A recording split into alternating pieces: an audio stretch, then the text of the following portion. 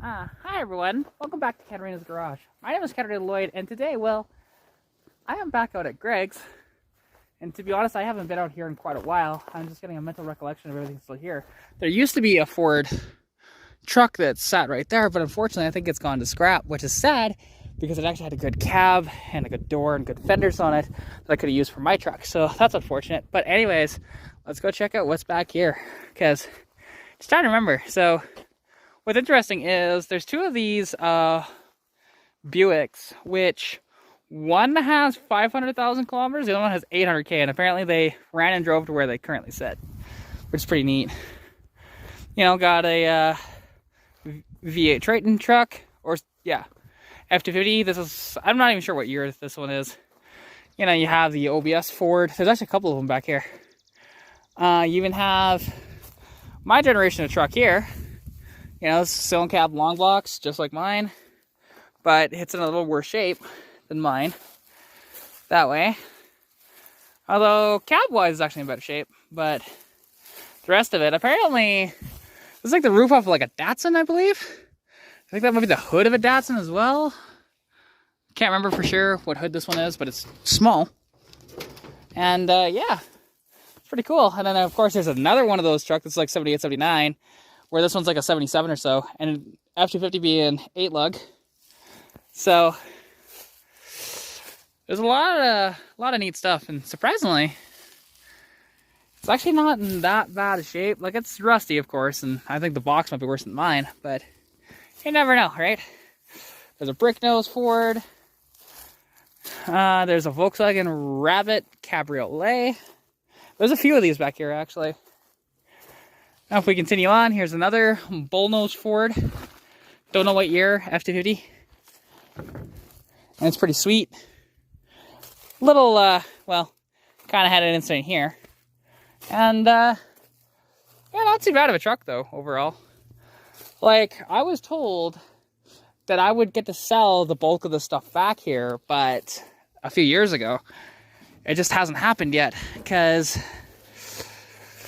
we need to pull the stuff out, and now there's actually room to pull this stuff out, so I want to talk to Greg about that and see what we can do. That's actually a 4-wheel steering prelude, but it got T-boned really bad. It had all of the 4-wheel steering actually rebuilt before, for about 5,000 kilometers, and then it apparently got T-boned. Such a sad state, because that was a really nice car back in its day, you know? Got another Rabbit, and this one's actually the diesel stick, which these will not only go forever, but incredibly reliable and very economical as well. Like, these get like 80 miles to the gallon. They're pretty insane, or at least can, if you drive it right. You know, there's another one there. And then another bullnose with a BMW sticker that's all faded out on the front there. Another Rabbit. This one's been obviously crunched in. Here's a Dodge Polara. It's 73 or 74. I can't remember off the top of my head. It's a pretty sweet car. Like, it's got good bones on it, but like the roof is starting to rot out and stuff. And I don't know how it looks underneath. It's got a 400 under the hood, big block. And it's a pretty neat rig, honestly. Square body Chevy. Square body Chevy. Actually, GMCs. At least that one's a GMC. That one is either Chevy or GMC. This is a kind of like a homemade Nodwell with a flathead Ford V8 with the manual, and then there's the tracks that are actually up there too.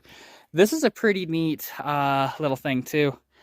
And it's got, I don't even know what this rear end is. It's really small. Like, I don't know if this is like a 6.5 or whatever, but it's an earlier rear end anyways, so it's hard to say. It might even be like a Model A rear end or something like that for that flathead.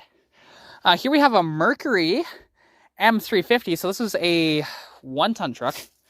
Now, the Mercuries, if you don't know, were special to Canada.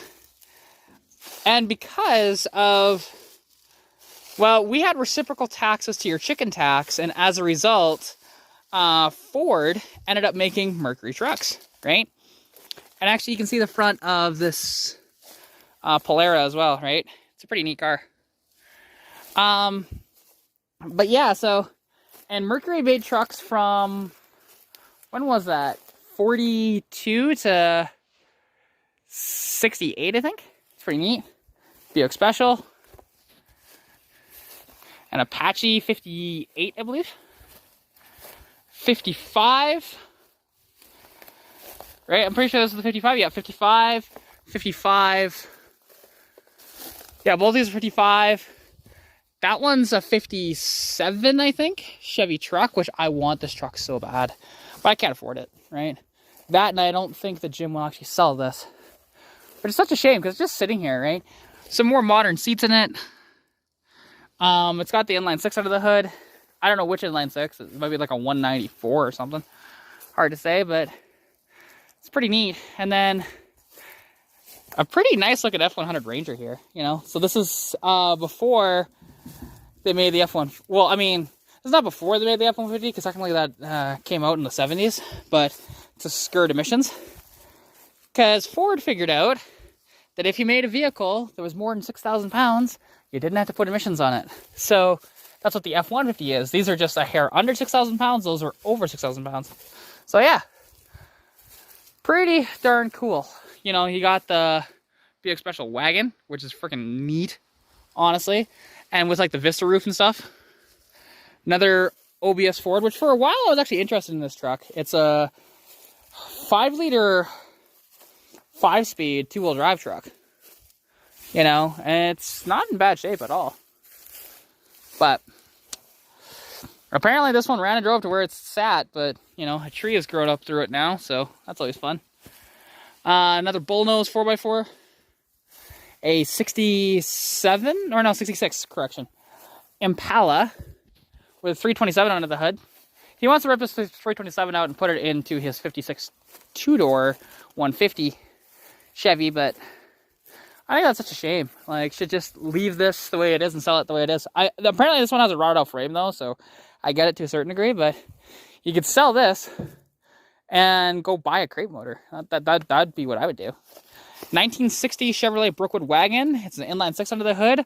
All the glass is intact.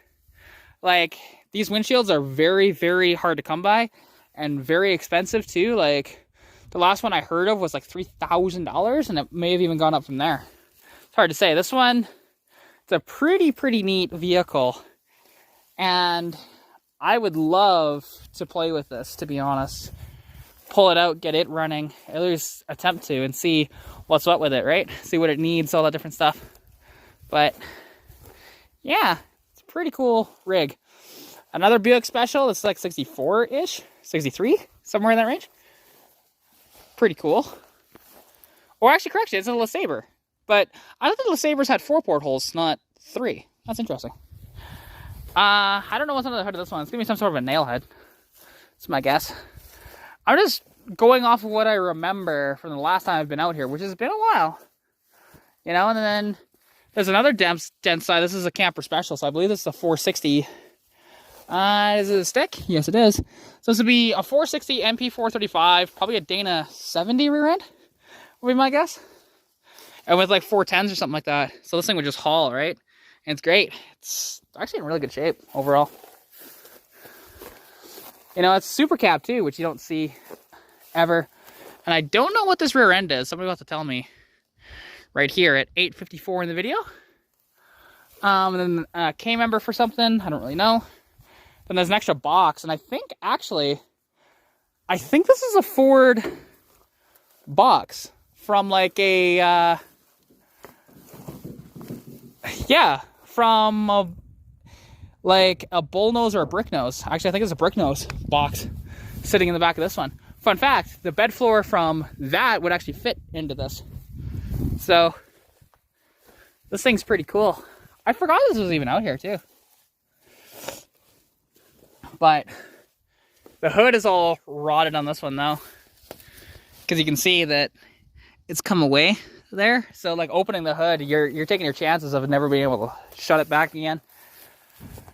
Kind of sad, but yeah. So, and then, you know, another one of these dent sides, 4-speed manual. So it's either a T18 or a NP435, judging by it's a 1-ton. I would assume it's an NP435, but it's hard to say. I don't even know what's on the hood of this one, but it's cool.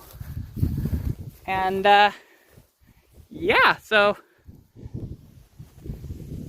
well, all right, sorry for the abrupt end of that video. Actually, Greg came out and we had a really good conversation and stuff like that. Then I forgot to actually do an outro on the video. So anyways, thank you guys so much for watching the video.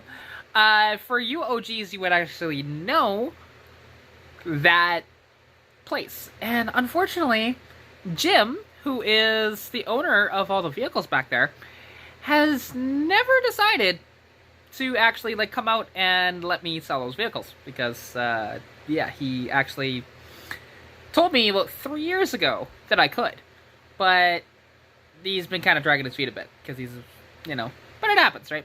So anyways, go down in the description below, and there's actually 2 links down there with 2 discount codes that are actually the same code, oddly enough.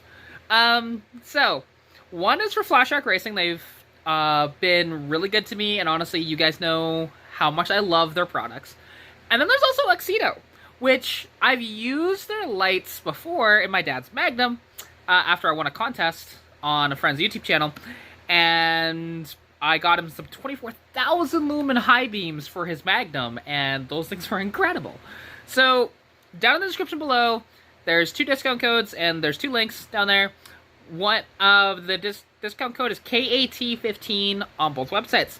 So anyways, thank you for watching. Hope you did enjoy.